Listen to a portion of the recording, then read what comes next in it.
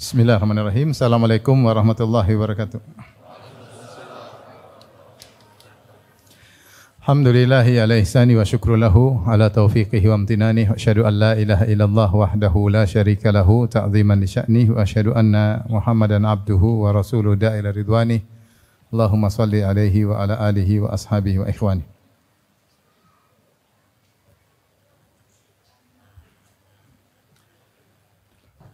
Hadirin dan hadirat yang dirahmati oleh Subhanahu wa taala, pada kesempatan kali ini kita akan bahas salah satu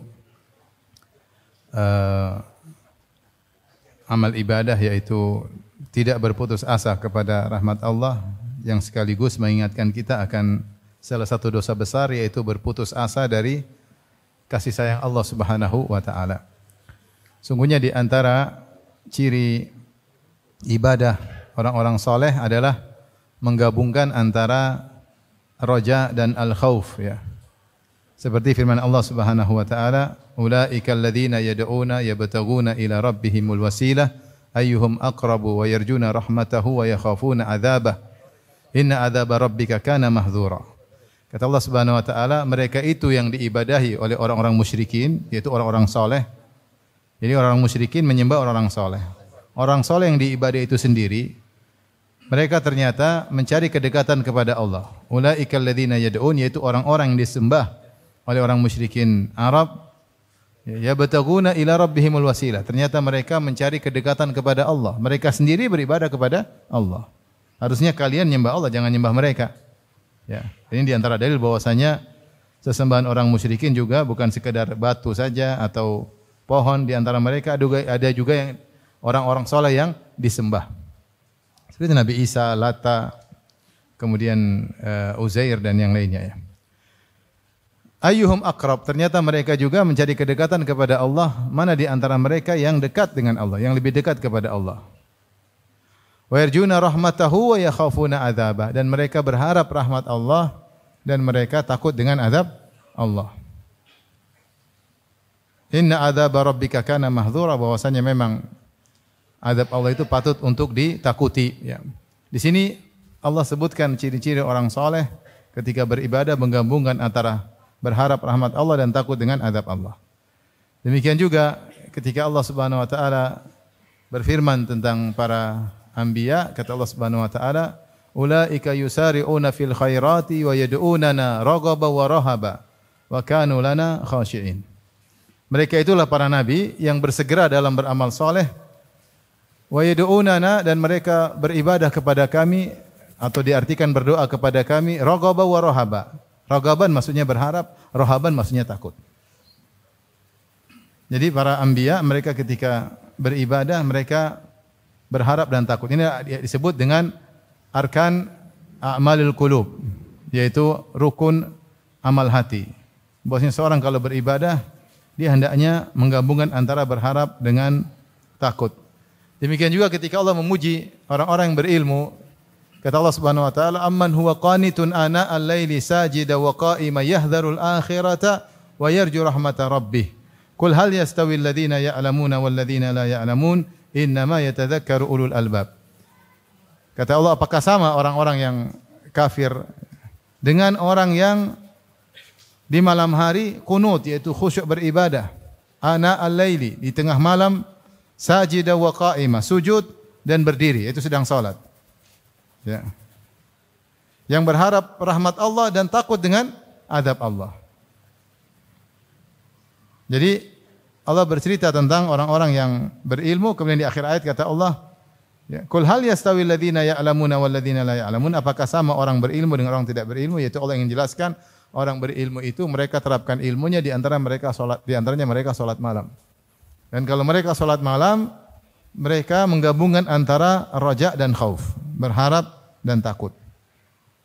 Maka di antara kesempurnaan ibadah adalah seorang ketika beribadah dia menggabungkan antara al-khauf dan ar-raja, takut dan berharap. Ditambah lagi kalau dia disertai dengan al-mahabbah, yaitu cinta kepada Allah Subhanahu wa taala.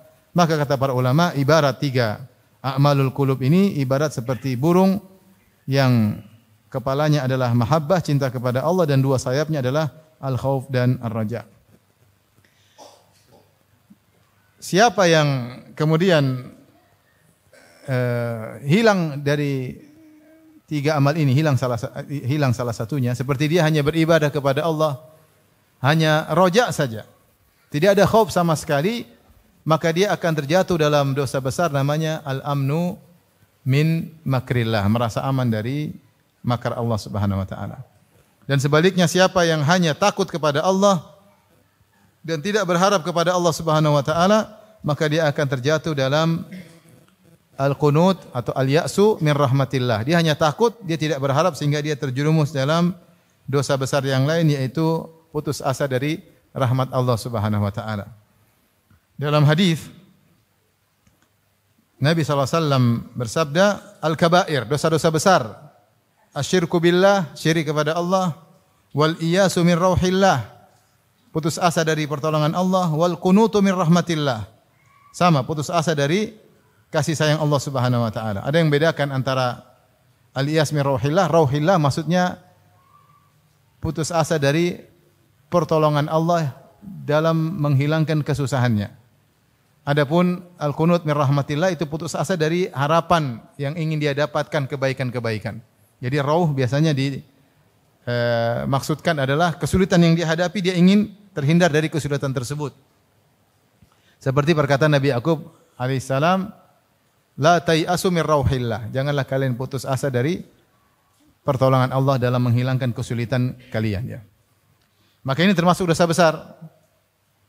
Demikian juga dalam perkataan Ibnu Mas'ud radhiyallahu anhu, beliau berkata, akbarul kabair, dosa paling besar di antara dosa-dosa besar, al-isyraku billah, yaitu syirik kepada Allah, wal amnu min makrillah, merasa aman dari makar Allah, wal qunutu min rahmatillah, putus asa dari rahmat Allah, kasih sayang Allah, wal ya'su min rauhillah, putus asa dari pertolongan Allah Subhanahu wa taala. Di sini Ibnu Mas'ud radhiyallahu anhu menyebutkan di antara dosa besar adalah al-amnu min makrillah, merasa aman dari makar Allah.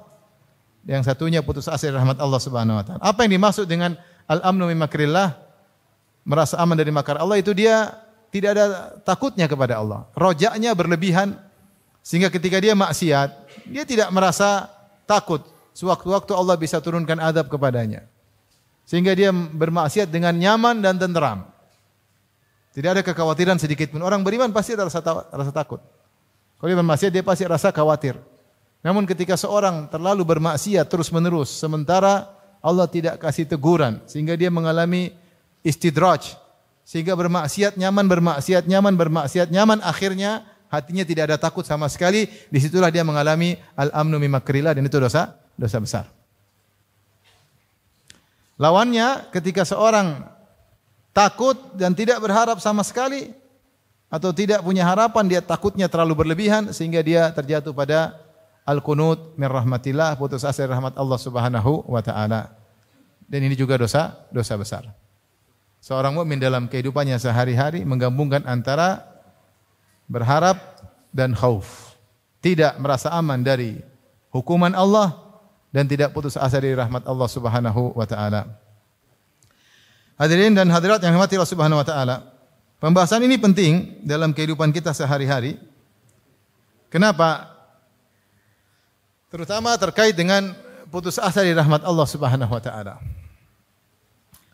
Sebagian kita mengalami ujian hidup sehingga dia putus asa. Dia merasa tidak akan ditolong sama sekali. Dan ini biasanya muncul karena suudzon kepada Allah Subhanahu wa taala. Susah bagi dia untuk husnudzon kepada Allah Subhanahu wa taala. Makanya di antara kisah yang Allah sebutkan dalam Al-Quran yang menarik adalah kisah Nabi Ibrahim alaihissalam. Di surat Al-Hijr kata Allah, Nabbi ibadi anni anal ghafurur rahim wa anna adzabi huwal adzabul alim. Kabarkanlah kepada hamba-hambaku wahai Muhammad. Nabbi yaitu kabarkanlah berita penting ini, karena naba maksudnya adalah berita penting.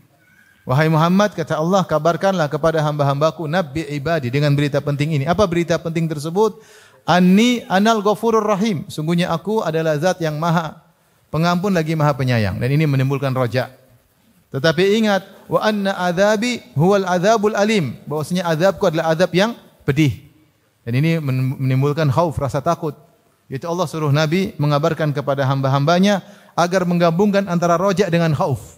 Anni anal ghafurur rahim, aku maha pengampun lagi maha penyayang. Namun ingat, wa anna adzabi huwal adzabul alim, dan azabku adalah azab yang pedih. Setelah itu Allah suruh Rasulullah mengabarkan tentang kisah Ibrahim alaihissalam. Kata Allah, wa nabbihum an dhaifi Ibrahim, dan kabarkanlah kepada mereka tentang kisah tamu-tamu Ibrahim. Bagaimana kisahnya? Kata Allah, idh dakhalu alaihi faqalu salama qala inna minkum wajilun qalu la taujal inna nubashshiruka bighulamin alim qala abasyartumuni ala am massaniyal kibaru fabima tubashshirun qalu basyarnaka bil haqq wa la takum minal qanitin qala wa may yaqnatu min rahmati rabbih illa dhallun. Kabarkanlah kepada mereka tentang kisah tamu-tamu Ibrahim. Tatkala tamu-tamu tersebut yang datang dalam bentuk malaikat datang bertamu kepada Ibrahim, idh dakhalu alaihi faqalu salama, kemudian mereka mengucapkan salam.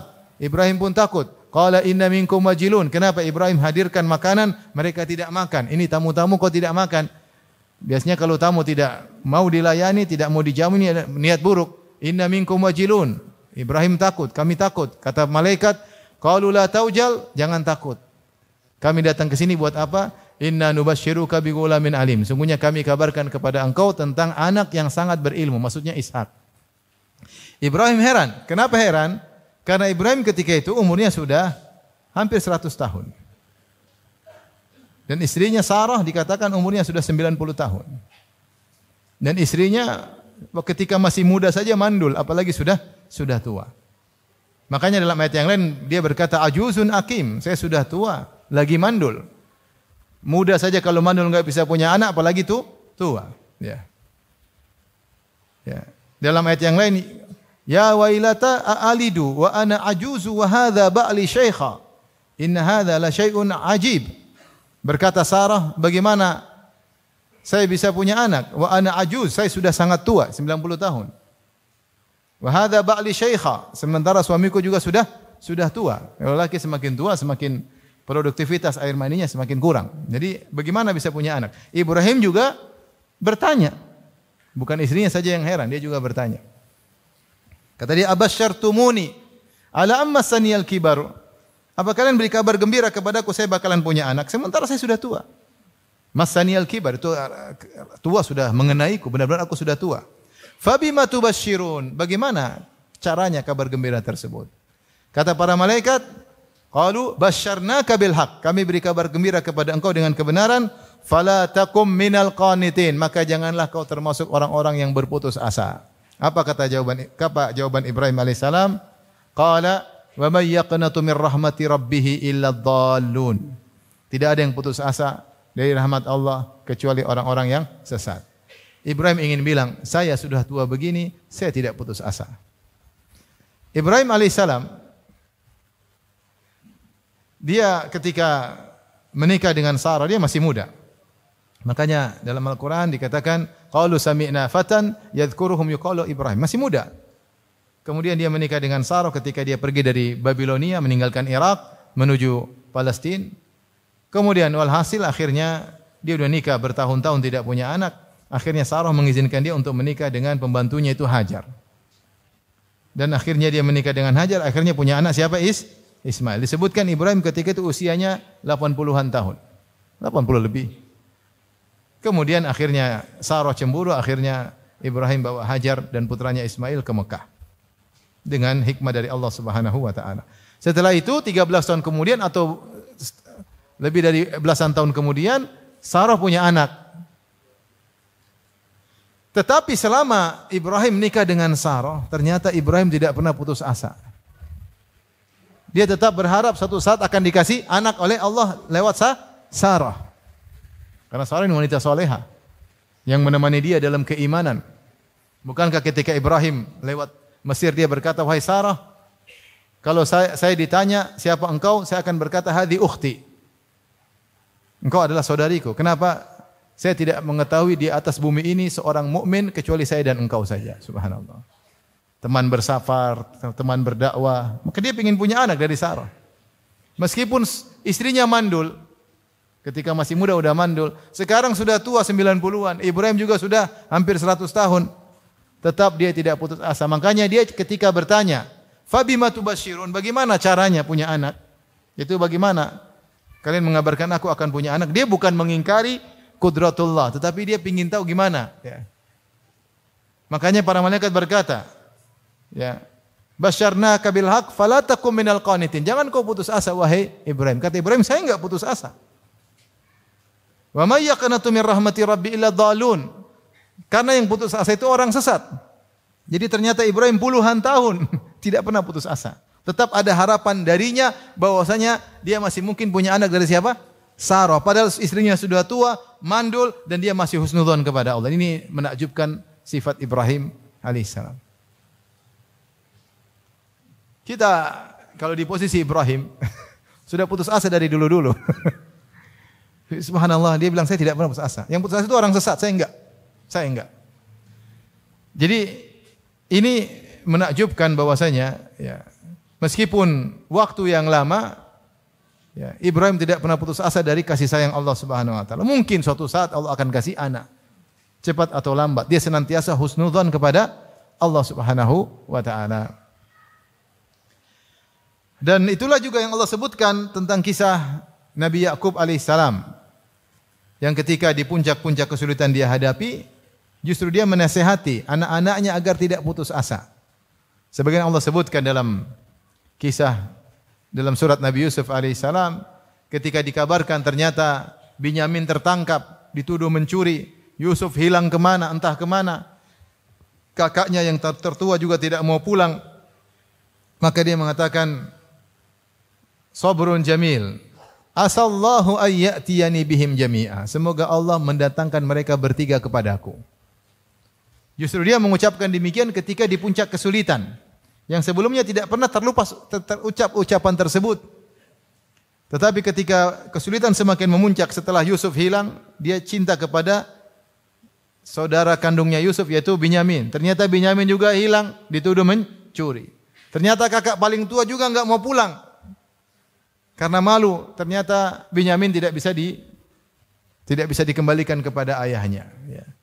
Maka di puncak kesedihan tersebut sampai matanya buta. Ya.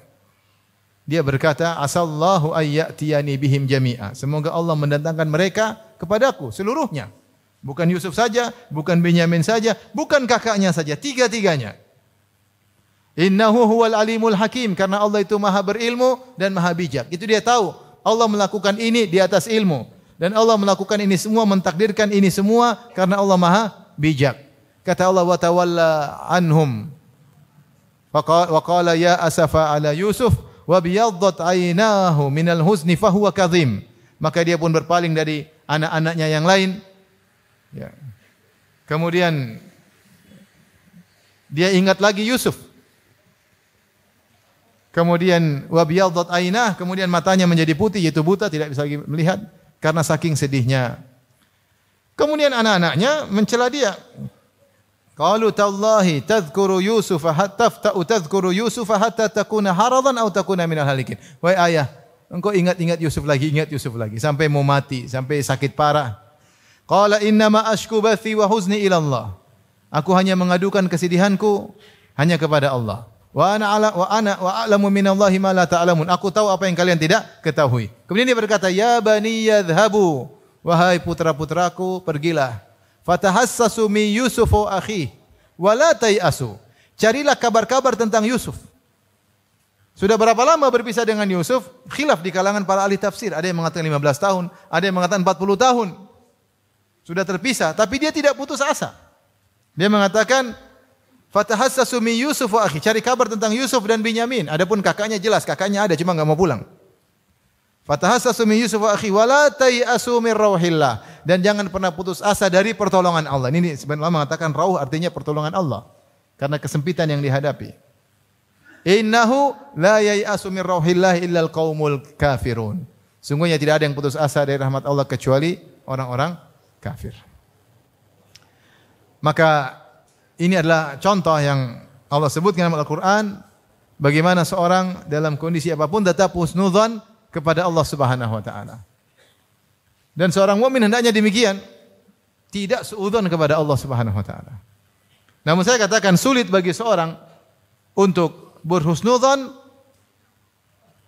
kalau dia bergelimang kemaksiatan, sulit. Dan ini dijelaskan oleh Ibnu Qayyim dalam kitabnya Ad-Da' wad Dawa atau Al-Jawabul Kafi. Semakin seorang bermaksiat, hatinya semakin hitam, dia susah untuk husnudzon, dia senantiasa bersuudzon. Dan semakin sulit ketika dia akan meninggal dunia. Makanya Rasulullah SAW bersabda, la yamutanna ahadukum illa wa huwa yuhsinu dhanna billahi azza wa jalla. Janganlah salah seorang dari kalian meninggal dunia kecuali dia berbaik sangka kepada Allah. Namun tidak mudah, tidak semudah yang dibayangkan. Kalau dia senantiasa bermaksiat, agak sulit dia husnudzan, seringnya suudzon. Makanya orang yang biasanya putus asa bisa jadi hubungannya dengan Allah kurang baik, sehingga dia suudzon. Kayaknya tidak bakalan ditolong oleh Allah Subhanahu wa taala. Kayaknya beginilah nasib saya sampai selesai. Tidak ada harapan kepada Allah Subhanahu wa taala. Tapi orang beriman dia pasti punya harapan, pasti ada hikmahnya. Pasti ada pertolongan cepat atau lambat. Allah yang lebih tahu kapan Allah kasih pertolongan. Bagaimana Yakub alaihissalam 40 tahun tetap husnudzan kepada Allah. Bagaimana Ibrahim 60 tahun mungkin 70 tahun tetap berhusnudzan bakalan punya anak dari Sarah. Wa ana inda dhanni abdi, kata Allah Subhanahu wa taala, ana inda dhanni abdi bi, aku berdasarkan persangkaan hambaku kepadaku. Falyadhunna bi abdi ma syaa, hendaknya hambaku berprasangka kepadaku dengan yang dia sukai. In dhanna khairan falahu, kalau dia berprasangka baik bagi dia kebaikan, wa in dhanna syarran falahu, kalau dia berprasangka buruk baginya keburukan. Maka nasihat untuk saya pribadi dan hadirin hadirat, jangan putus asa. Jangan berburuk sangka kepada Allah, berbaik sangka aja. Ada orang anaknya nakal, dia putus asa, kayaknya enggak bisa baik lagi nih. Jangan putus asa. Taruhlah nanti dia meninggal dalam kondisi bejat, tetapi kau berbaik sangka, berharap kebaikan itu ibadah. Engkau mengharapkan rahmat Allah, meskipun tidak terkabulkan tetap adalah ibadah. Tetapi kalau kau putus asa, ternyata anakmu baik, kau sudah berdosa. Karena kau sejak awal putus asa. Masalah hasil urus serahkan kepada Allah, lebih tahu. Tetapi kita husnudzan. Apa susahnya bagi Allah memberi hidayah kepada anak saya? Apa susahnya? Tidak ada susahnya. Tetap aja berbaik sangka. Mungkin belum saatnya. Allah pilih saat yang tepat agar diperbaiki oleh Allah Subhanahu wa taala. Ya. Makanya Nabi Yakub mengatakan innahu huwal alimul hakim. Ketika dia sedih luar biasa, ketika dia menangis sampai matanya buta, dia mengatakan innahu huwal alimul hakim. Sungguhnya Allah Maha berilmu dan Maha bijak. Dan ternyata Allah Subhanahu wa taala memang mempertemukannya setelah Nabi Yusuf menjadi bangsawan. Kalau hilang siang hari, sore sudah balik, Yusuf enggak jadi apa-apa. Jadi apa? Enggak jadi, cuma pulang ke rumah bapaknya, selesai, paham? Tapi ternyata hilang 40 tahun tadi ada hikmahnya. Akan dijadikan bangsawan oleh siapa? Allah Subhanahu wa taala. Ibrahim alaihissalam ingin punya anak dari Sarah. Allah tidak kasih. Kalau kasih langsung problem. Saya sering sampaikan hal ini. Coba kalau Ibrahim nikah dengan Sarah, langsung punya anak, Ibrahim tidak bakalan nikah dengan Hajar. Mana mau Sarah kasih Hajar sama Ibrahim kalau dia punya anak? Kenapa Sarah kasih Hajar kepada Ibrahim? Karena dia kasihan sama suaminya, pingin suaminya punya anak. Sehingga akhirnya punya anak dari Hajar, Ismail. Kemudian Sarah cemburu. Kemudian Hajar dan Ismail dibawa kemana? Ke Mekah. Akhirnya lahir Quraisy. Akhirnya lahir Nabi Muhammad SAW. Kalau sejak awal Sarah punya anak, tidak ada Zamzam Tower. Kenapa enggak akan ada Nabi Muhammad SAW? Jadi ada waktunya Allah kabulkan di saat yang tepat, yang lebih bermanfaat bagi sang hamba. Maksud saya, bagaimana Ibrahim alaihissalam husnudzon puluhan tahun. Ketika dikatakan oleh malaikat, "Fala takum minal qanitin," jangan kau putus asa. Kata Ibrahim, siapa yang putus asa? "Wa may yaqnatu min rahmati rabbi ila dhalun." Tidak ada yang putus asa kecuali orang sesat. Saya bukan orang sesat. Saya tidak pernah putus asa. Saya tidak pernah putus asa dari kasih sayang Allah, dari rahmat Allah Subhanahu wa taala. Ya. Yakub ketika disusah-susahnya dalam kondisi genting-gentingnya justru menasihati anak-anaknya. Wala tayasu mir rauhillah. Kalian jangan putus asa dari pertolongan Allah. Innahu la yayasu mir rauhillah illal qaumul kafirun. Tidak ada yang putus asa dari rahmat Allah kecuali orang-orang kafir. Taib ikhwan dan akhwat yang rahmati Allah Subhanahu wa taala. Saya akan bacakan beberapa ayat yang terkait dengan keputusasaan yang Allah singgung dalam Al-Quran. Ya. Di antaranya Allah berfirman dalam surat Fussilat ayat 49, "La yas'amul insanu min du'ail khair wa immassahu syarru fayausun qanut." Kata Allah, manusia itu tidak pernah bosan minta kebaikan kepada Allah, minta pingin harta, minta punya rumah yang bagus, punya anak soleh, pingin punya anak, minta kebaikan, selalu minta kepada Allah. Tetapi wa immassahu syarr, ketika Allah berikan keburukan, ternyata dia enggak punya anak misalnya, ternyata dia miskin rupanya, fayausun qanut, maka dia pun segera putus asa. Ya, dan ini Allah cela sifat seperti ini. Biasanya Allah kasih kau kebaikan, oke-oke saja. Begitu Allah uji dengan suatu keburukan, kau putus asa. Ya. Apakah lupa dengan kebaikan Allah selama ini? Allah kasih, Allah kasih, Allah kasih. Ketika Allah tidak kasih, pasti ada hikmahnya. Mungkin Allah tunda. Mungkin Allah tidak kasih. Yang lebih tahu siapa? Allah. Maka jangan putus asa. Mungkin Allah tunda. Betapa banyak Allah kasih kenikmatan dengan ditunda. Banyak sekali. Contohnya Nabi Yakub, contohnya Nabi Ibrahim alaihi wassalam. Maka Allah mencela sifat seperti ini. Kalau minta kebaikan tidak pernah bosan, begitu dikasih keburukan langsung fayausun qanut. Ya'as dan kunut. Ada yang mengatakan ya'as adalah bidayatul kunut. Kunut adalah puncak daripada ya'as. Ya'as itu mulai putus asa, kunut benar-benar putus asa. Ada yang mengatakan makna dari ya'su min rahmatillah an yastab'id rahmatallah wa yastab'id husulal matlub. Dia merasa rahmat Allah susah, dia merasa permintaan dia tidak bakalan dikabulkan. Ini namanya putus asa. Kayaknya enggak bisa, kayaknya itu sudah putus asa, tapi awal dari putus asa. Kalau putus asa yang parah, yang kata para ulama sampai derajat kafir, itu tidak ada harapan sama sekali, tidak ada rojak sama Allah sama sekali. Maka sampai derajat ini maka seorang menjadi kafir. Tapi selama dia masih ada harapan, cuma dia kayaknya susah, itu dia sudah berdosa. Enggak boleh harusnya demikian, enggak boleh begitu. Harusnya ya mudah lah, Allah mudah ya, kalau terserah Allah lah, tapi mudah bagi Allah. Dia tetap husnudzon kepada Allah Subhanahu wa taala. Tapi kalau dia tidak punya harapan sama Allah sama sekali, maka ini kata para ulama sampai derajat kafir karena dia mendustakan ayat-ayat Allah yang menunjukkan Allah Maha Kuasa, Allah Maha Penyayang, Allah berhak untuk ahlur raja diminta ya, namun dia suudzon kepada Allah Subhanahu wa taala. Ayat berikutnya Allah berfirman dalam surat Ar-Rum ayat 36. Wa idza adzaqana an-nasa rahmatan farihu biha. Jika manusia kami berikan rahmat, diberikan kebaikan, farihu biha.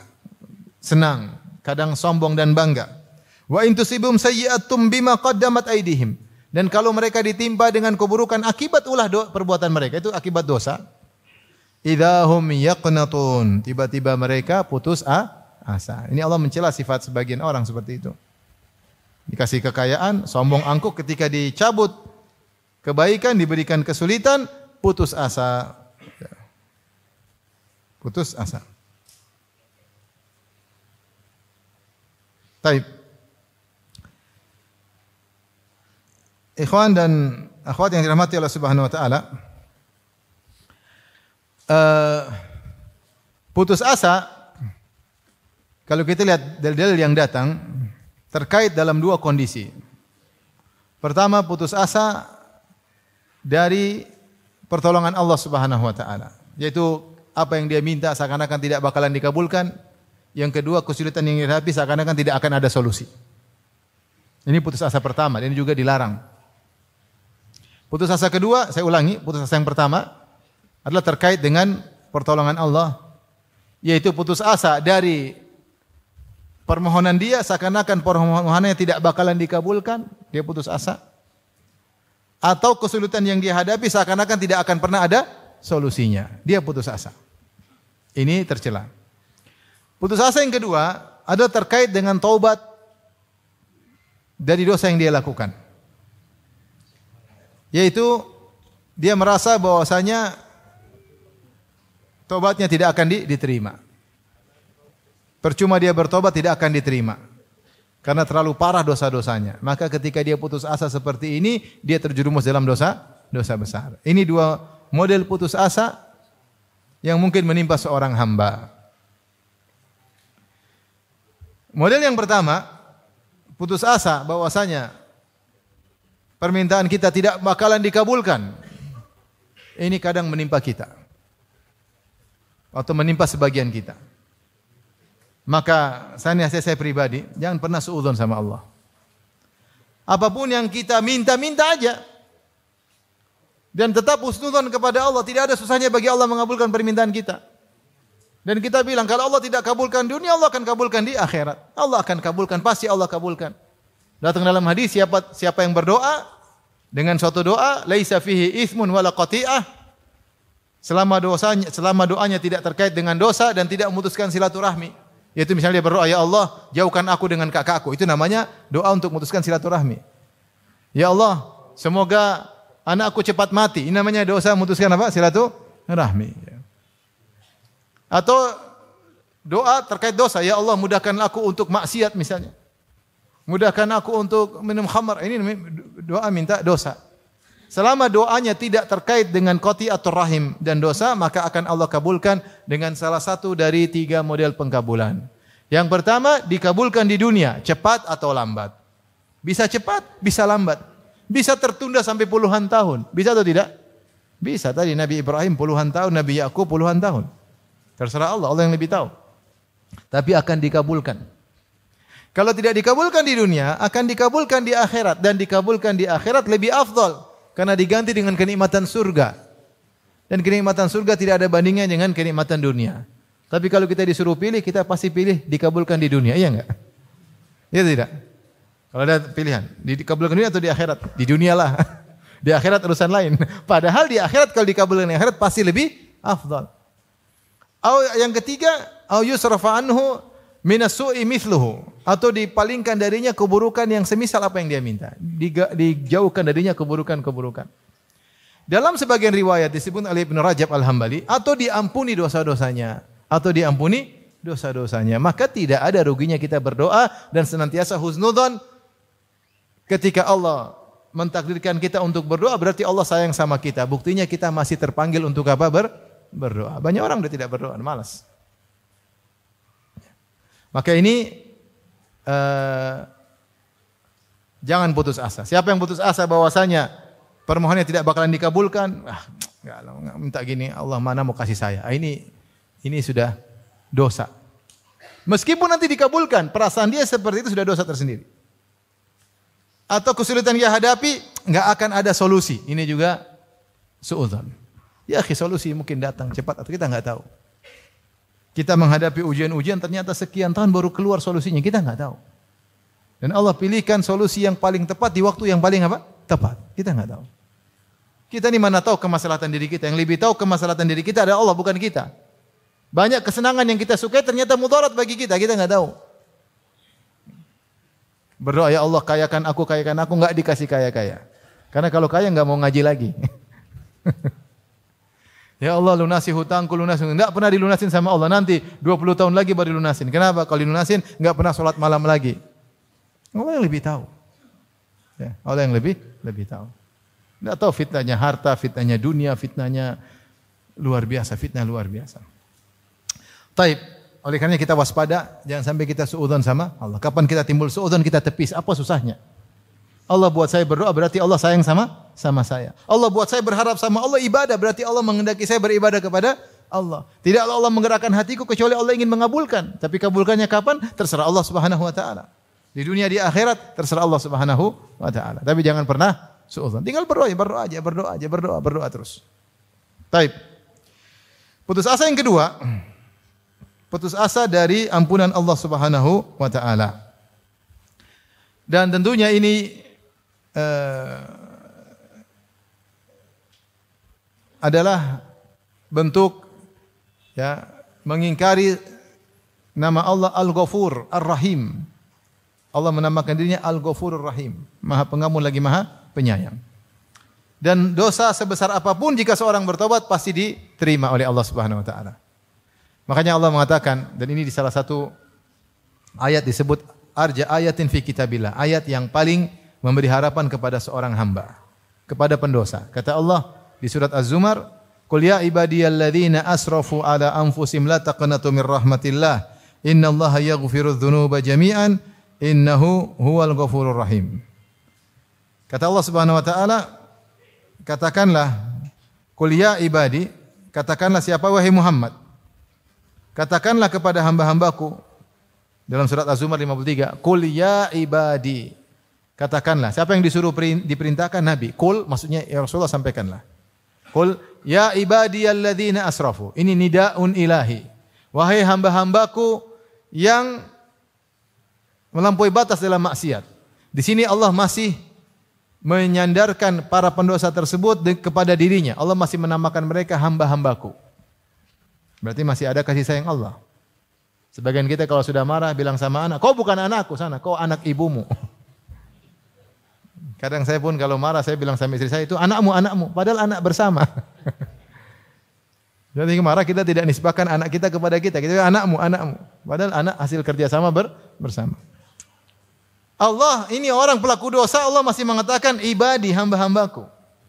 Qul ya ibadiyalladzina asrafu, yaitu hamba-hambaku yang asrafu, yaitu israf dalam maksiat, berlebih-lebihan dalam maksiat, bukan maksiat biasa, berlebih-lebihan, tenggelam dalam kemaksiatan, melampaui batas. Israf itu artinya apa? Melampaui batas. Yang Allah sedang berbicara bukan orang yang dosanya biasa-biasa saja, dosanya berlebih-lebihan, turah-turah dosanya. Ala anfusihim. Kata Allah, la taqnatu min rahmatillah, janganlah kalian putus asa dari rahmat Allah. Jangan pernah putus asa. Kenapa? Innallaha yaghfiru dzunuba jami'a. Allah menegaskan dengan inna yang artinya sungguhnya. Innallaha yaghfiru dzunuba, Allah mengampuni dosa-dosa seluruhnya. Az-dzunub sendiri adalah lafal jamak yang memberikan keumuman. Sungguhnya Allah menghapuskan seluruh dosa. Allah tambah lagi dengan takkid jami'an, seluruhnya. Yaitu Allah sungguh-sungguh benar-benar mengampuni seluruh dosa tanpa terkecuali.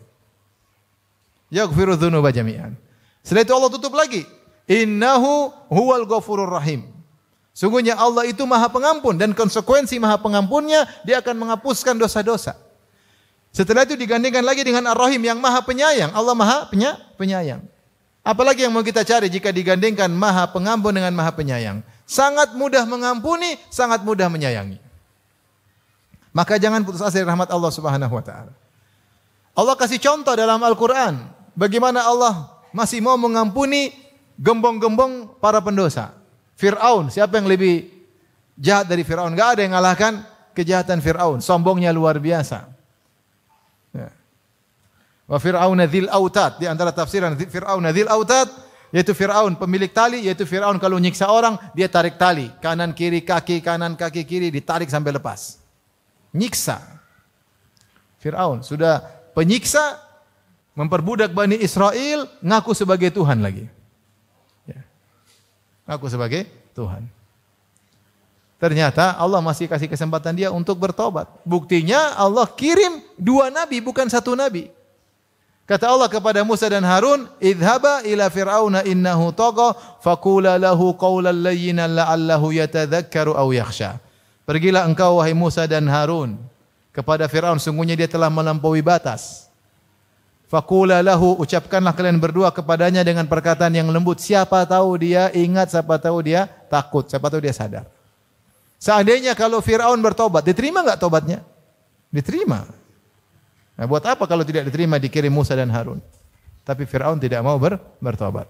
Bahkan begitu lembutnya Musa sampai Musa memberi tawaran, "Hallaka ila anta zakka."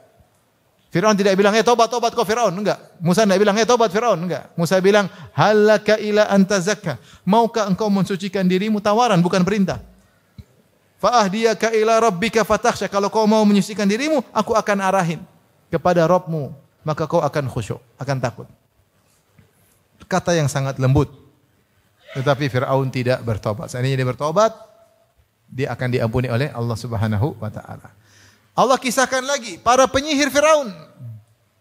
Dosa apa yang lebih parah daripada syirik? Sihir. Ini syirik luar biasa, sihir. Kerjaan mereka bertahun-tahun sebagai musyrik, penyihir. Cari nafkah dengan praktek sihir. Bahkan ingin berduel melawan utusan Allah. Diundang oleh Fir'aun. Inna lana la ajran in kunna nahnul ghalibin. Kami dapat duit wahai Fir'aun kalau kami menang lawan Musa. Iya. Wa innakum laminal muqarrabin. Bukan cuma dapat duit saja, dikasih jabatan. Fulus ada, jabatan oke. Mereka datang dengan semangat untuk berduel dengan utusan Allah. Dosanya kayak apa? Sudah penyihir, ingin ngalahin utusan Allah. Tetapi subhanallah, mereka bertobat di akhir hayat. Ada yang mengatakan gara-gara Musa nasihati mereka sebelum mereka berduel.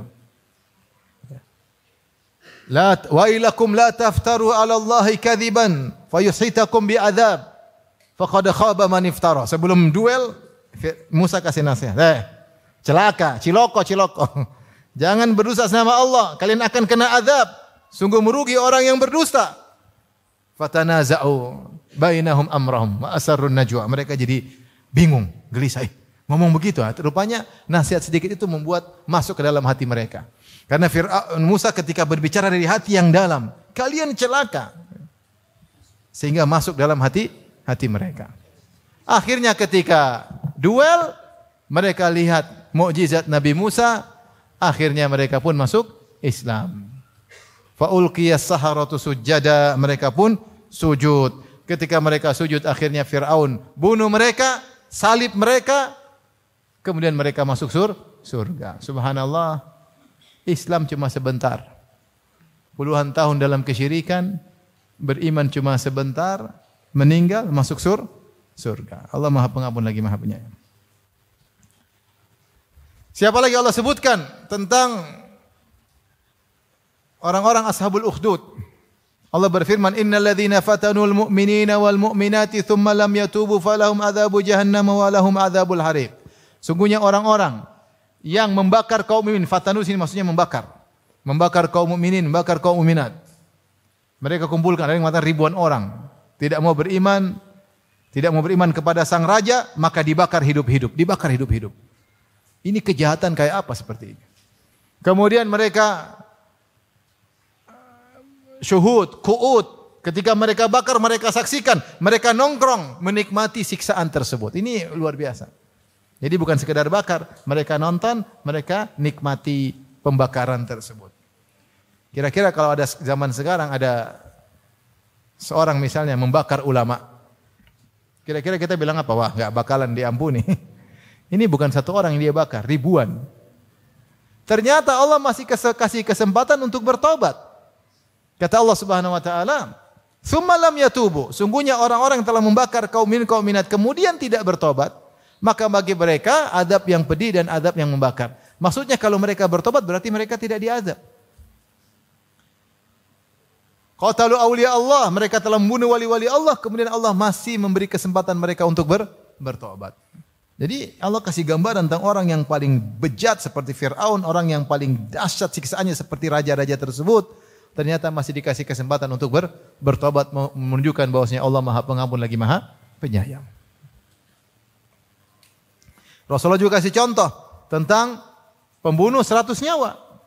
Setelah dia membunuh 99 nyawa, dia mencari a'lamu ahlil ard. Mana orang paling berilmu di atas muka bumi. Qadarullah dia mendapati orang yang rajin ibadah, bukan berilmu.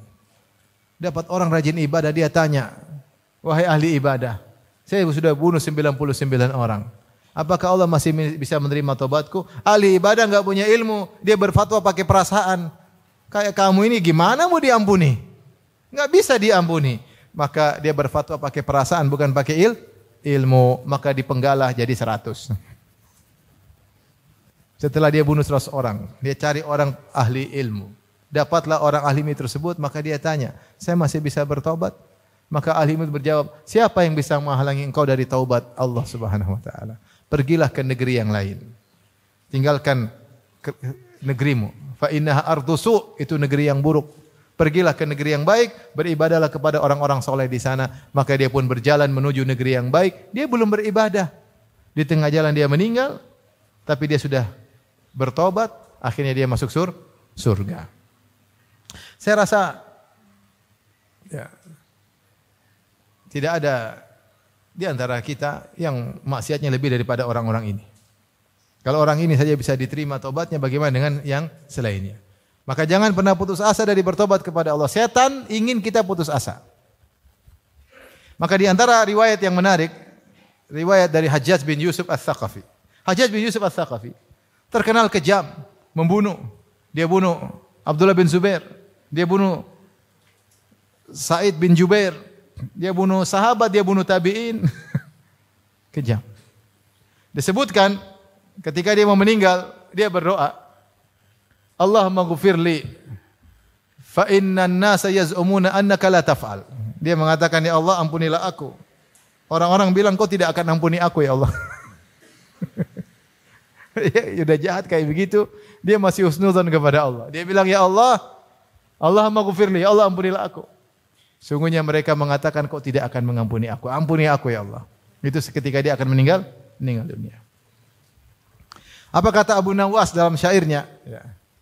Ya Rabbi in azumat dhunubi kathratan walaqad alimtu bi anna afwaka azamu. In kana la yarjuka illa muhsinun fabiman yaludhu wa yastajirul mujrimu. Ad'uka Rabbi kama amartani wa in radatta yadi faman dha yarhamu.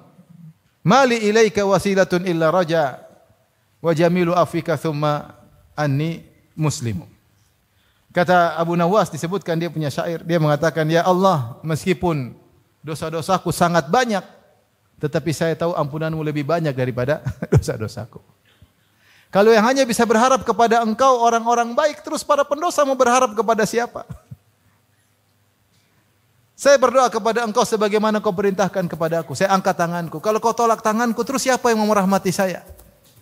Saya tidak punya andalan untuk minta ampunanmu kecuali harapan illa raja wa jamilu afwika, dan indahnya ampunanmu, kemudian aku pasrah dengan keputusanmu. Oleh karenanya seorang jangan putus asa, betapapun besar yang dosa yang dia lakukan, jangan dia putus asa. Bahwasanya Allah Maha mengampuni dosa. Meskipun dia berulang-ulang melakukan dosa, jangan pernah putus asa. Makanya di antara perbedaan sifat nama Allah Al-Ghafur dengan Al-Ghaffar. Ada yang mengatakan Al-Ghafur terkait dengan ulang-ulang. Seorang melakukan dosa ulang-ulang, Allah Al-Ghafur, yaitu Allah mengampuni dosa-dosa meskipun diulang 1.000.000 kali. Al-Ghaffar, yaitu Allah mengampuni dosa sebesar apapun dosa tersebut. Jadi Ghafur terkait dengan kuantitas dosa. Al-Ghaffar terkait dengan kualitas dosa. Maksudnya dosa kuantitasnya sebanyak apapun Allah akan ampuni. Al-Ghaffar dosa kualitasnya sebesar apapun akan Allah ampuni. Yang penting kamu bertobat. Jangan pernah putus asa. Ibnu Taimiyah menjelaskan dari mana seorang bisa putus asa dari bertobat. Kenapa dia tidak putus asa? Kenapa dia putus asa sehingga tidak mau bertobat?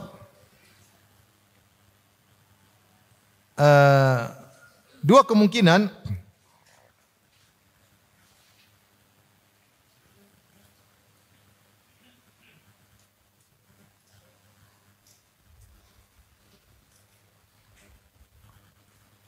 Dia berkata, wal qunutu yakunu bi an la ya'taqida anna Allah la yaghfiru lahu. Imma li kaunihi idza taba la yaqbalu Allah taubatahu wa yaghfir dhunubahu, wa imma bi ay yaqul nafsuhu la tutawi'uhu ala taubah. Bal huwa maghlubun ma'aha wasyaitanu qad istahwadha alaihi fa huwa yai'asu min taubati nafsihi. Yang pertama, dosanya terlalu besar sehingga dia bilang, saya bertobat pun Allah tidak akan ampun. Terlalu besar dosa saya, terlalu besar. Saya bajingan, saya penjahat, semua kejahatan sudah saya lakukan. Gimana Allah ampuni saya? Maka ini salah satu bentuk putus asa karena dia merasa dosanya terlalu besar. Yang kedua, dia tidak mau bertobat karena dia bilang bertobat, aduh, jiwa dia tidak tertarik untuk bertobat. Saya enggak bisa bertobat. Terus saya terbawa dengan hawa nafsu. Saya tobat gimana? Saya maksiat terus. Sehingga dia sulit untuk bertobat. Ibnu Taimiyah mengatakan, wa hadza ya'tari katsiran minan nas. Ini banyak menimpa banyak orang. Wal qunut yahsulu bihadza taratan bihadza taratan. Terkadang orang putus asa gara-gara pertama, kadang-kadang kedua. Fal awal karrahib. Adapun yang pertama seperti rahib. Tadi ahli ibadah yang berfatwa kepada pembunuh 99 nyawa. Dia melihat dosanya terlalu besar. Orang seperti kamu enggak bakalan diampuni, ngapain bertobat? Sehingga dia akhirnya putus asa, mengajari orang untuk putus asa. Karena memandang dosa terlalu apa? Besar. Sebagian orang tidak mau bertobat, kenapa? Dosa terlalu besar. Percuma. Allah tidak akan ampuni. Ya.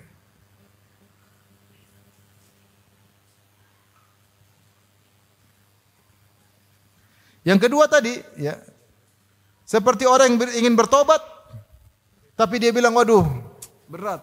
Jiwa saya sulit untuk bertobat. Kenapa? Syarat tobat susah. Harus meninggalkan, saya nggak bakalan meninggalkan. Menyesal, kayaknya saya tidak menyesal, saya masih pingin lagi. Bertekad tidak mengulangi, saya masih pingin lagi. Sehingga dia tidak jadi tobat. Syaratnya tidak bisa saya penuhi.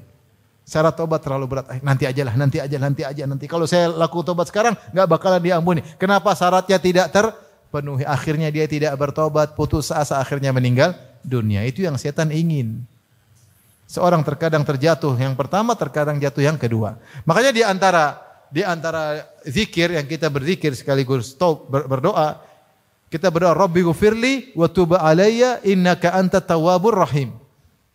Ya Allah, ampunilah aku wa tub alayya. Apa maknanya tub alayya? Maknanya ya Allah, kalau aku bertobat terimalah tobatku, kalau aku belum bertobat ilhamkanlah aku untuk bertaubat. Wa tub alayya bisa dua makna. Wa tub alayya. Kadang kita susah untuk bertobat karena masih hobi dengan maksiat tersebut. Riba mau keluar, aduh masih butuh, gimana nanti aja lah. Cara tobat meninggalkan, gimana sih mau meninggalkan? Nyaman ya di riba. Gaji banyak, bisa punya ini, bisa punya anu. Tidak mau tobat.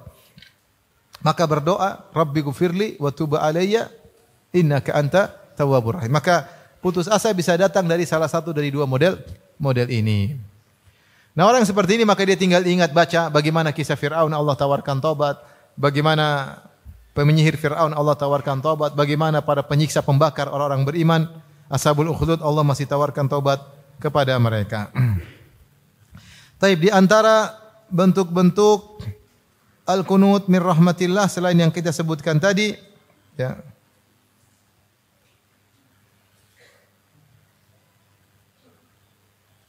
Seperti tadi, sebagian orang tua putus asa, ya, bahwasanya anaknya dan putrinya akan soleh. Dia lihat anaknya nakal, putrinya nakal, dia nggak ada solusi, nggak bakalan baik. Ini putus asa. Seorang misalnya terkena disihir, dia sudah berobat nggak sembuh, dia nggak bakalan sembuh. Ini putus asa. Saya dengar ada seorang disihir sampai 20 tahun baru akhirnya apa? Akhirnya sembuh setelah 20 tahun. Dia bersabar. Allah mungkin kasih pahala. Ketika dia disihir, dia menderita, sakit, pahala banyak sekali. Dosa-dosa berguguran, derajatnya naik. Allah lebih tahu. Tapi dia tidak putus asa. Setelah 20 tahun baru akhirnya apa? Sembuh. Dan saya katakan, taruhlah tidak sembuh, taruhlah meninggal karena sakit, maka selama kita husnudzon kita dapat pahala. Dan keputusan Allah pasti yang terbaik. Siapa yang husnudzon kepada Allah, beramal saleh, pasti kesudahannya itu yang terbaik bagi dia. Lebih baik dia meninggal dalam kondisi demikian daripada dia sembuh. Allah yang lebih tahu. Serahkan kepada Allah Subhanahu wa taala. Terakhir yang disampaikan ikhwan dan akhwat yang dirahmati Allah Subhanahu wa taala, agar kita berharap selalu kepada Allah, ketahuilah bahwasanya Tuhan kita Allah Subhanahu wa taala lebih sayang kepada hamba-hambanya daripada seorang ibu kepada anaknya sendiri. Kata Nabi sallallahu alaihi wasallam, "Lallahu arhamu bi ibadihi min hadhihi bi waladiha." Allah lebih sayang kepada hamba-hambanya daripada seorang ibu kepada anaknya. Hadis ini Rasulullah sebutkan ketika Rasulullah melihat ada seorang ibu yang kehilangan anaknya, kemudian dia cari-cari, akhirnya dia dapat anaknya tersebut dalam peperangan. Dia kehilangan anaknya, dia cari-cari, akhirnya dia dapat, langsung dia susui anaknya tersebut. Dan ini adalah bentuk kasih sayang yang paling tinggi di kalangan manusia. Kasih sayang paling tinggi seorang ibu kepada anak. Terutama ketika dia baru kehilangan anaknya. Dan dia cari-cari dengan penuh kesedihan. Ketika dia dapat, maka kecintaannya di puncak-puncaknya. Maka Rasulullah berkata kepada para sahabat, "Atarawna anna hadhihi taridatan waladaha finnar?" Menurut kalian apakah ibu ini akan melemparkan anak-anaknya ke api? Kata para sahabat, bagaimana? Ya, dia tidak akan melemparkannya, sementara dia mampu untuk tidak melemparkannya, menyelamatkannya. Maka Rasulullah berkata, "Lallahu arhamu bi ibadihi min hadhi bi waladiha." Allah lebih sayang kepada hambanya daripada seorang ibu kepada anaknya. Dan ini benar. Maka jangan pernah suudzon. Sadaqah Rasulullah SAW benar. Kenapa? Ibu kenapa sayang sama anaknya? Karena anak itu pernah dalam perutnya. Pernah mengambil makanan dari perutnya. Anak itu pernah dia susui. Anak itu pernah keluar. Dan dia bertarung dengan kematian ketika melahirkan anak tersebut. Tetapi Allah lebih sayang. Kenapa? Sang kreator, pembuat anak itu siapa? Allah. Ibu cuma tempat numpang. Yang bikin anak itu sebenarnya siapa sih? Allah. Dan sangat mungkin sang kreator menyayangi hasil apa? Kreasinya. Hasil ciptaannya. Tergantung kita bagaimana berprasangka baik kepada Allah Subhanahu wa taala. Alladzi khalaqaka fasawwaka fa'adalak.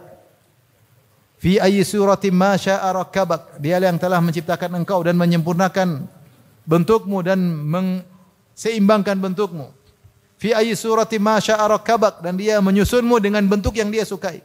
Allah Al-Musawwir yang beri bentuk, Allah Khaliq yang mencipta. Kita ini semua ciptaan Allah, dan Allah lebih sayang kepada ciptaannya daripada seorang ibu kepada anaknya yang pernah numpang di perutnya. Kita dapati betapa banyak ibu yang tidak memaafkan anaknya. Banyak atau tidak? Banyak. Anaknya marah, diusir anaknya, jengkel sama, dendam sama anaknya. Allah, kita maksiat berulang-ulang. Kalau kita kembali, Allah akan terima.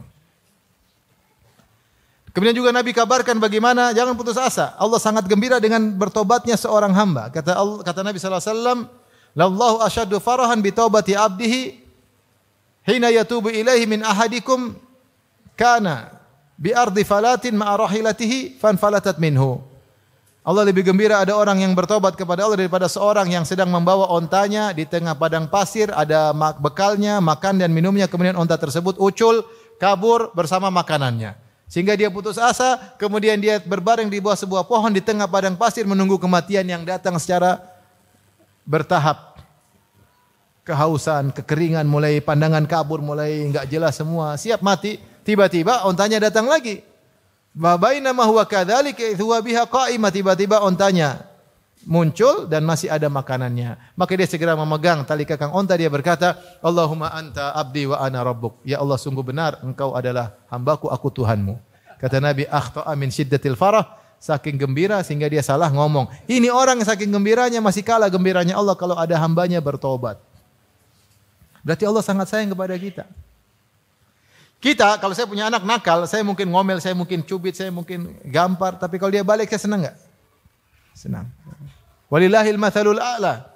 Perumpamaan bagi Allah lebih tinggi. Karena Allah lebih sayang kepada hambanya, maka kalau hambanya balik, Allah lebih gembira. Sederhananya demikian. Semakin kita sayang, kalau dia kembali sadar, semakin gembira enggak? Gembira. Dan karena Allah lebih sayang kepada hambanya, lebih daripada seorang ibu kepada anaknya, maka kalau ada orang bertobat, Allah sangat gembira. Oleh karena jangan putus asa. Kalau kita kembali kepada Allah, Allah senang. Ya. Jadi semuanya mudah bagi Allah. Jangan pernah putus asa kepada Allah Subhanahu. Semuanya kalau Allah tinggal kehendak, tinggal kun fayakun. Ya. Tapi mungkin ini saja yang bisa saya sampaikan para hadirin hadirat rahmatillah Subhanahu wa taala. Jangan lupa melatih diri untuk senantiasa husnudzon kepada Allah. Karena awal dari putus asa karena suudzon kepada Allah. Dan di antara sebab suudzon karena kurang dekat dengan Allah. Di antara sebab kurang dekat dengan Allah karena kita banyak maksiat atau kita kurang mendekat, kurang baca Quran, kurang ngaji, kurang belajar, atau kita bermaksiat sehingga kita mulai suudzon sama Allah Subhanahu wa taala. Kalau hubungan kita baik dengan Allah, mudah untuk kita berhusnudzon, mudah sekali. Tapi kalau hubungan kita buruk dengan Allah, agak sulit kita berhusnudzon. Tapi tetap berusaha husnudzon. Ya. Dan tentunya namanya roja, berharap, bukan hanya berharap saja tapi harus disertai dengan amal saleh. Innal ladzina amanu wal ladzina hajaru wa jahadu fi sabilillah ulaika yarjuna rahmatallah. Sungguhnya orang beriman dan beriman kemudian berhijrah dan berjihad, mereka itulah orang-orang yang berharap dengan rahmat Allah. Namanya roja bukan sekedar hati aja tapi harus ada usaha dengan berusaha mendekat kepada Allah Subhanahu wa taala. Baik, demikian saja kajian kita. Mohon maaf atas segala kekurangan. Subhanakallah bihamdika asyhadu an la ilaha illa anta astaghfiruka wa atubu ilaik. Assalamualaikum warahmatullahi wabarakatuh.